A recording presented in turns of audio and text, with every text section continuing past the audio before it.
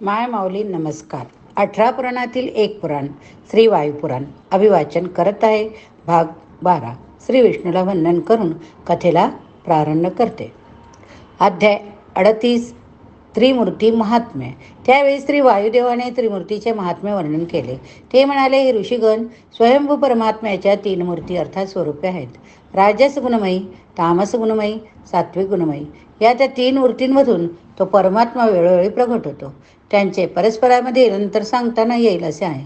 कारण या 3ही मूर्तीमध्ये 3 प्रकारचे गुण कमी जास्त होण्यामुळे विग्रह, अनुग्रह या 2 तऱ्हेची बंधने मानावी लागतात आणि ती बंधने प्रवृत्ती तसेच निवृत्तीकारक असतात. या त्रिमूर्तीमध्ये रुद्रमूर्ती ही तमोगुणी असून ब्रह्मदेवाची मूर्ती रजोगुणी, विष्णुमूर्ती सत्वगुणी होईल. त्याच मूर्तीकडून सृष्टीचा संहार, उत्पत्ती, पालन अनुक्रमे होत असे. म्हणूनच ब्रह्मा, विष्णू, रुद्रमूर्ती अनुक्रमे वाही, पौरुषी, अंतकाली कालमूर्ती समजाव्यात. अशा या 3 मूर्तीमधील एकत्व भिन्नत्व विषयी लोकांमध्ये नाना मते आहेत. एक श्रेष्ठ, बाकीच्या मूर्ती कनिष्ठ असे बरेच लोक मानतात. त्याचप्रमाणे आचरण करतात. परंतु या 3 मूर्तीपैकी एकाही मूर्तीचा देवाचा अवमान करण्याने सर्वांचा अवमान होतो हे लक्षात आले पाहिजे. जो या 3 मूर्ती एक रूप जाणतो तोच खरा ब्रह्मवादी होय. म्हणूनच कोणाही एका देवाचे पूजन करण्याने बाकीच्या सर्व देवांची पूजा होते. खरे तर या सर्व मूर्तींमधील एकत्वाचा हा भिन्नत्वाचा भेद कोणीही मनुष्य यथार्थपणे जाणू शकत नाही. अध्याय 39. हिरण्यकश्यपू मरुतगण कथा. त्यावेळी श्री वायुदेवाने हिरण्यकश्यपू मरुद्गण यांचा जन्मकथाही सांगितल्या. वायुदेव म्हणाले, हे ऋषींनो, अगदी प्राचीन काळी पुष्कर क्षत्री कश्यपाने एक अश्वमेध यज्ञ केला होता. सर्व देवदेवता, ऋषी, गंधर्व यांच्या समूहाने तेथे येऊन त्या यज्ञाची शोभा वाढवली होती. शास्त्रोक्त विधी करण्यासाठी तेथे 5 सोन्याची सिंहासने स्थापन केली होती. त्यापैकी 3 सिंहासनावर कुश दर्भाची केलेली दर्भासने घातलेली असून 4थ्या आसनावर 4 मनुष्य पुरोहित बसले होते. 5व्या सर्वश्रेष्ठ आसनावर बसणार होता दिती नावाची कश्यपाची पत्नी त्याच्या बाजूस बसलेली होती. ती दीर्घकाळ गर्भवती होती. तिच्या गर्भातून एका बालकाने याच वेळी जन्म घेतला आणि ते बालक थेट त्या होत्याच्या सर्वश्रेष्ठ आसनावर जाऊन बसले. इतकेच नव्हे तर ते तेथूनच वेदावर व्याख्यान देऊ लागले. या त्याच्या क्रियेला साजेसे नाव त्या बालकाला ऋषींनी ठेवले. हाच हिरण्य कश्यपू होय. त्याचा धाकटा भाऊ हिरण्यकक्ष आणि बहीण सिंहिका होय. हीच सिंहिका राहूची माता. या हिरण्यकश्यपू दैत्यामध्ये श्रेष्ठ होता. त्याने फारच कठोर तपश्चर्या केली होती. हे प्रदीर्घ तप त्याने काही आहार न घेता केले. शिवाय तो हे तप करताना खाली डोके वर पाय असाच उभा होता. त्याच्या केलेल्या तपश्चर्येमुळे ब्रह्मदेव प्रसन्न झाले. त्यांनी त्याला वर दिला.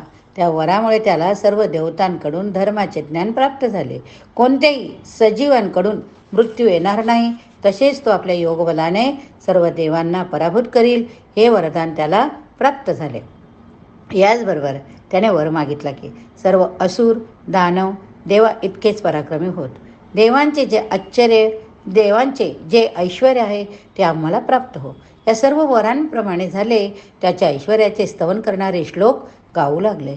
त्याचा प्रभाव सर्वत्र झाला. तुम्हा सगळ्यांना माहीत आहे की त्याला मारण्यासाठी स्वतः विष्णू नरसिंह रूप घेऊन आले होते. त्यांनी त्या दैत्यांचा वध त्याची छाती नखाने फाडून केला. हिरण्यकक्षाचे अनेक महाबलवान पुत्र पौत्र तारक संग्रामात नष्ट झाले. हिरण्यकश्यपूला 4 मुले होती. प्रल्हाद हा सर्वात मोठा असून त्या पाठोपाठ अनु, प्रल्हाद, सरलाद, रयात हे पुत्र होय. यापैकी हद याचेच 2 पुत्र म्हणजे अतिबलवान सुंद आणि उपसुंद होत. ते आपापसात लढून मरण पावले. सुंदाचे पुत्र ब्रह्मांड, मूक, मानीचे 3 असून ताटका ही कन्या. ताटकेचा वध श्रीराम अवतारात विष्णूने केला. किरात युद्धाच्या वेळी अर्जुनाने मुगास मारले. त्याच्या अनेक वंशराजाचा संहार अर्जुनानेच केला. याप्रमाणे दैत्यवंशात अनेक पराक्रमी राजे होऊन गेले. त्यामध्ये बळी आणि बाण हे दोघे सुप्रसिद्ध होय. या सर्वांचा संहार कोणत्या ना कोणत्या देवाने केला. अशा रीतीने आदितीच्या मुलांनी आपल्या मुलांना नष्ट केलेले पाहून दिती कश्यपाला म्हणाली, हे भगवान, आदितीच्या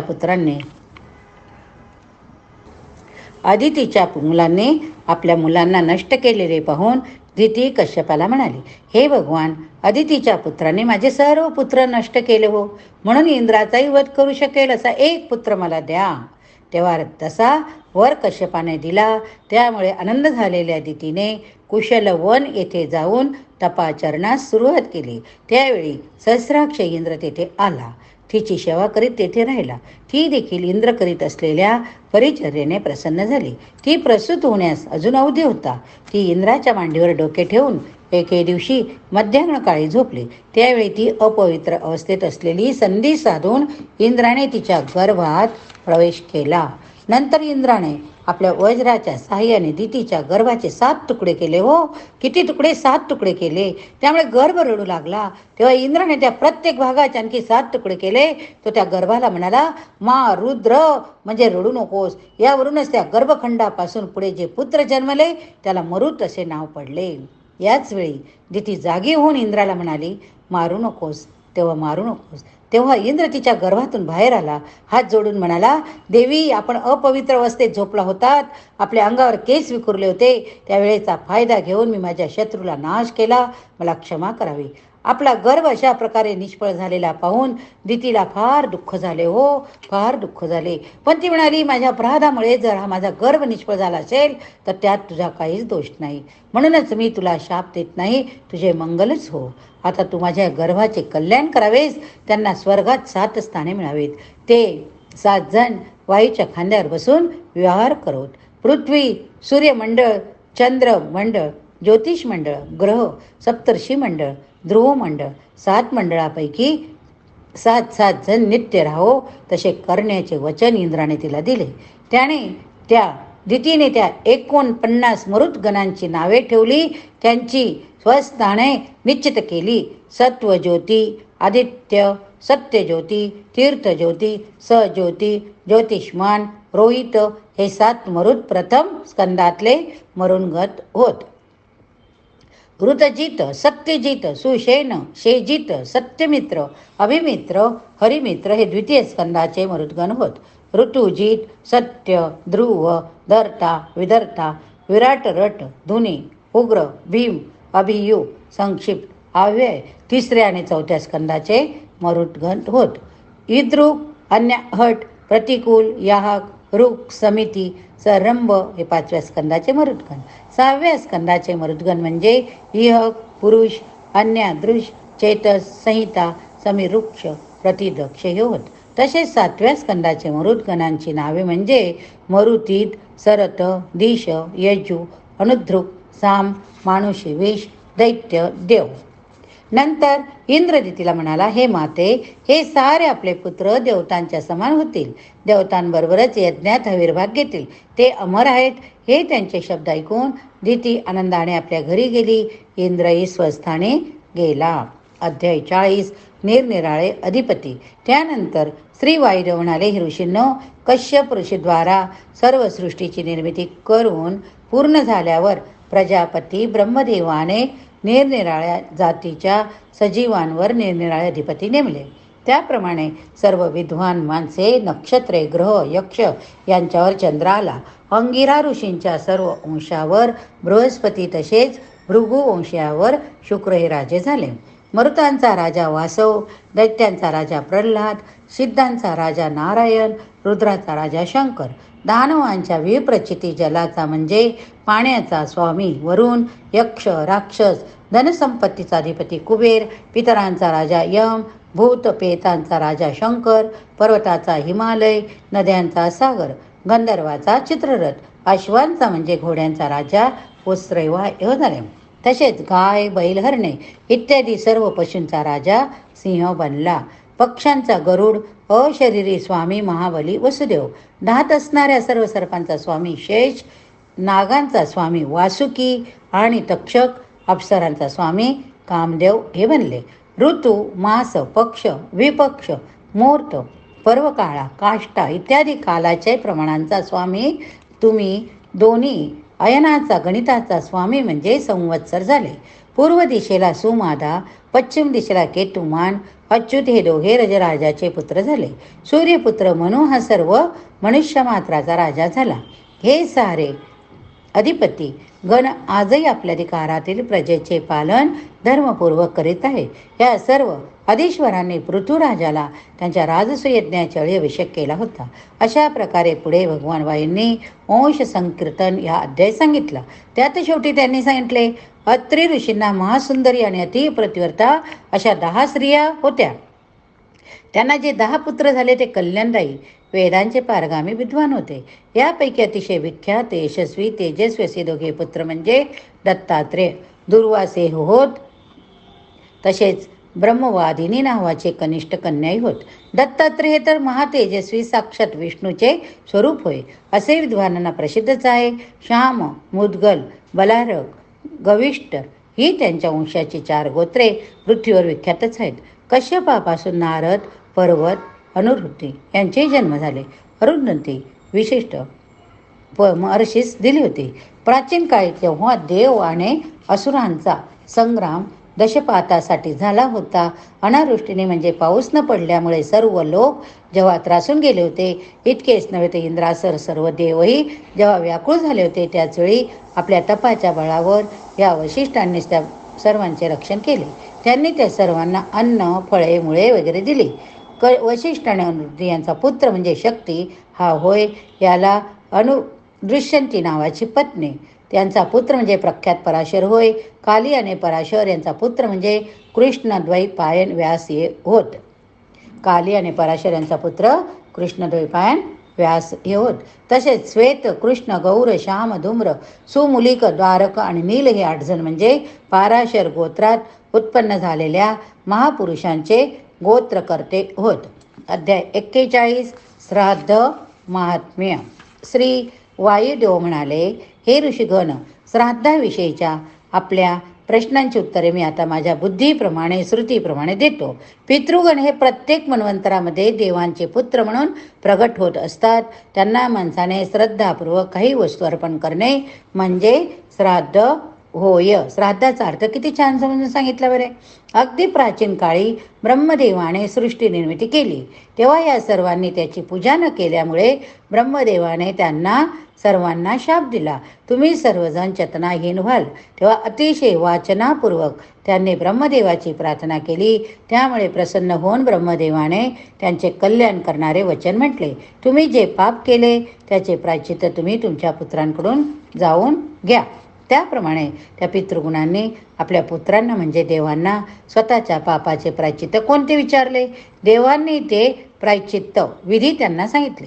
हे ज्ञान त्यांना होताच ते सारे ब्रह्मदेवाच्या शापातून मुक्त होऊन पुन्हा सचेतन झाले. त्याबरोबर ते देवांना म्हणाले, आता आपणच सर्वजण आमचे पिता आहात, कारण आपणच ज्ञान देऊन आम्हाला पुन्हा सचेतन केले. तेव्हा हे देवांनो, धर्म, ज्ञान, काम यापैकी कोणत्याही प्रकारचे वरदान जर आम्ही आपणास देऊ शकणार असू तर ते कोणते सांगावे. पितृगणांचा अभाव पाहून देव त्यांना म्हणाले, तुम्ही लोक सत्यवादी आहात, त्यामुळे तुम्ही जे मागाल ते सर्व होईल. तुम्ही तुमच्या पुत्रांना पिता म्हटले तेव्हा ते तुमचे पिताच हो, हेच वरदान आम्हाला द्यावे. यामुळे असे झाले की देव हे पितृगण पितृकोटीमध्ये आले, त्यांचे पिता पितृगण हे पुत्रकोटीमध्ये गेले. तेव्हापासून ते पितृगण देवपुत्र समजले जातात. ते पुत्र असूनही पितृभावयुक्त होय. त्यामुळे त्यावेळी ब्रह्मदेव संतुष्ट झाले. त्यांना म्हणाले, श्राद्ध कर्म करताना पितृगणांची म्हणजे तुम्हा पितरांची पूजा आधी न करता जो अन्य कर्म किंवा अनुष्ठाने करतो त्याच्या त्या श्राद्ध क्रियेचे फळ राक्षस दानवांना प्राप्त होते. श्राद्धाद्वारे संतुष्ट केलेले पितृगण अव्यय असणाऱ्या सोमदेवास संतुष्ट करतात. ते सोमदेवही तुम्हाद्वारे संतुष्ट झाले म्हणजे ते तुमची सदा वृद्धी करतात. इतकेच नव्हे, तसा पितरांद्वारे संतुष्ट होणारा सोमदेव हे समस्त लोक, पर्वत, वन, चराचर थोडक्यात म्हणजे सर्व विश्वाला संतुष्ट करतो. त्यामुळे सर्व माणसांना सदा सर्वदा पुष्टी संतानादी मिळतात. श्राद्ध करताना प्रपितामह म्हणजे पंजोबांच्यापर्यंत आपले नाव गोत्राचा उच्चार करून ज्या पितरांना काही दान अर्पण केले जाईल ते पितृगण श्राद्ध दानाने अतिसंतुष्ट होतात. मग ते संतुष्ट झालेले पितृगण त्यांना दान देणाऱ्याला त्यांच्या अंशाला संतुष्ट ठेवतात.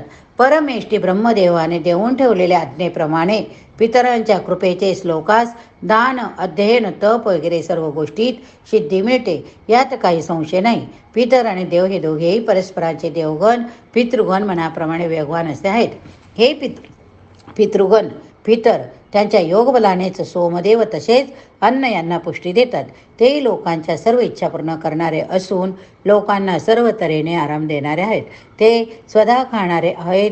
ते पितृगण मनाप्रमाणे वेगवान असे आहेत.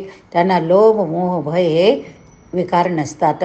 योगाभ्यासामुळेच त्यांना आपल्या पितृलोक प्राप्त झालेला असतो. ते सर्व पापरहित असून दिव्य गुणांनी युक्त असतात. ते श्रेष्ठ असून दीर्घकालाने ब्रह्मवादी होतात. मोक्ष मिळतात. गुरुपूजन करून योगाभ्यासात नित्यमग्न असणे हे त्यांचे नित्यकर्म असते. म्हणूनच योगाचे तत्त्व जाणणाऱ्या माणसाने नेहमी श्रद्धापूर्वक श्राद्ध करायला हवे. श्राद्धाच्या वेळी आलेल्या तिथीला त्याने श्रद्धेने जेवायस द्यायला हवे.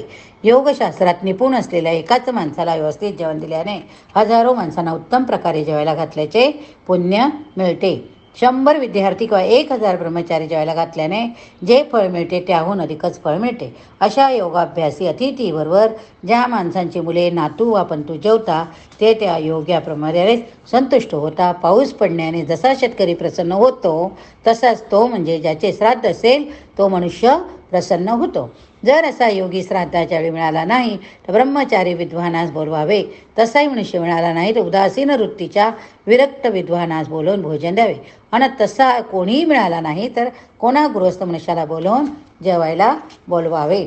तसेच या पृथ्वीवर सिद्ध लोक कोणत्याही प्रकारच्या मनुष्याचा वेश धारण करून फिरत असतात. त्यामुळे कोणीही अतिथी घरी आला तर मनुष्याने त्याला हात जोडून त्याला आसन देऊन त्याचे स्वागत केले पाहिजे. त्याला राहण्यासाठी जागा तसेच भोजनाची व्यवस्था केली पाहिजे. सिद्धाप्रमाणे अनेक देवगणही या विशाल भूमंडलावर आले रूपे घेऊन येत असल्याने माणसाने आपल्या दाराशी आलेल्या कोणाही पाहुण्याचा आदर करणे आवश्यक होय. या ठिकाणी हा भाग संपवूया. पुढील अध्यायात पुढील कथा बघूया. विष्णवे नमः. व्यास ऋषींना नमस्कार. नारदाला नमस्कार. पुराणां सर्वशास्त्राणां प्रथमं ब्रह्मणा स्मृतम् उत्तम सर्वलोकानां सर्वज्ञानोपपादकम्